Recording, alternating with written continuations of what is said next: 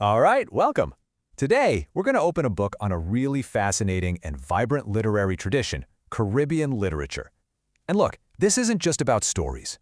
It's about understanding a whole region, its history, its struggles, its triumphs, all through the powerful lens of its writers.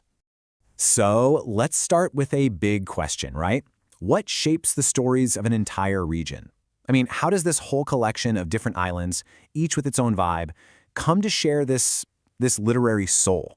What are the common threads that kind of weave all these narratives together? Okay, let's dive into this.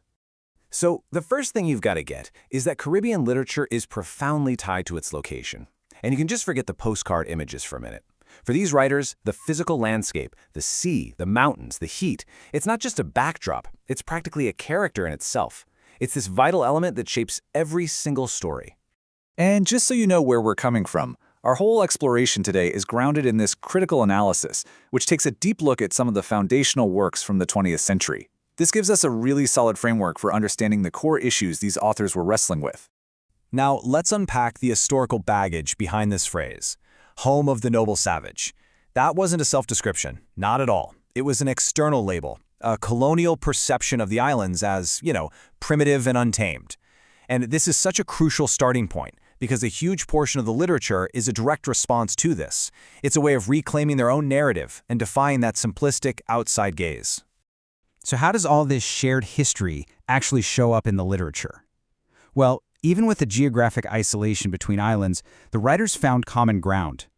And it wasn't about the soil, right? It was about history. It was about struggle. And that shared experience becomes the fertile, if sometimes really difficult soil that their stories grow from. And that common ground? Man, it was a crucible forged from these very things. You had writers from Jamaica to Trinidad, all dealing with a similar set of pressures. Think about the economic hardship you see in characters just struggling for a day's work, or the political turmoil that just erupts in the background of a family drama. That long shadow of colonialism wasn't just some history lesson. It shaped every aspect of life, and in turn, every page of their work.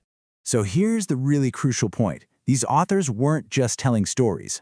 No way. They were holding up a mirror to their world, reflecting the complex, often pretty harsh, realities of 20th century Caribbean life. Their work, it becomes an essential social document. Okay, so this brings us to our first major theme, and it's a deeply personal one, the search for identity.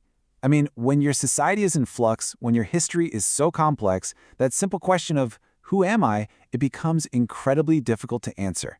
It's this central, almost haunting question in this body of work. A key concept to really get this struggle is alienation. The source defines it as a profound sense of isolation and displacement. But what does that actually feel like? Well, imagine feeling like a stranger in your own village, your ambitions constantly getting blocked by these invisible walls. It's that feeling of being an outsider in your own home, a powerful and recurring ache in these texts.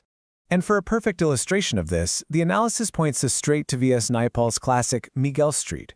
The book isn't really a traditional novel, it's more like a collection of these vivid portraits of the people on a single street in Port of Spain.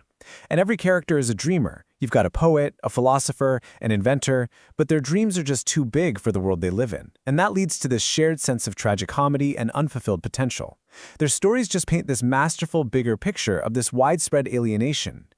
Now, let's zoom out from that individual internal world to the external pressures of the society around them. Because, this internal struggle for identity, it doesn't happen in a vacuum. It's shaped and intensified by a society that is itself under just immense strain.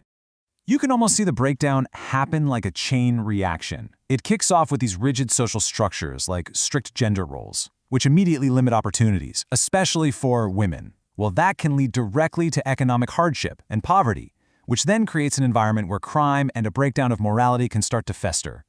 And then, layered over all of that, you have the persistent poison of racial and class discrimination, creating this deeply fractured social landscape where it's just hard for anyone to get ahead. So what happens when you're trapped in an environment like that? What is the natural human response to that kind of overwhelming pressure? Well, you dream of a way out. And this cause and effect is right at the heart of so many of these stories.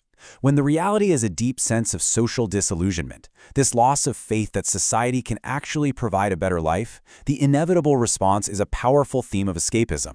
And that escape takes many forms. Sometimes it's literal. The dream of moving to England or America. Other times it's an internal escape, into fantasy, into memory, or even into madness, as characters build new worlds inside their heads just to cope with the one they're in. So in the end, what this explainer really shows us is that Caribbean literature, while it's deeply rooted in its specific place and history, is doing what all great literature does. It's holding up a mirror not just to its own society, but to the wider world and the universal human condition.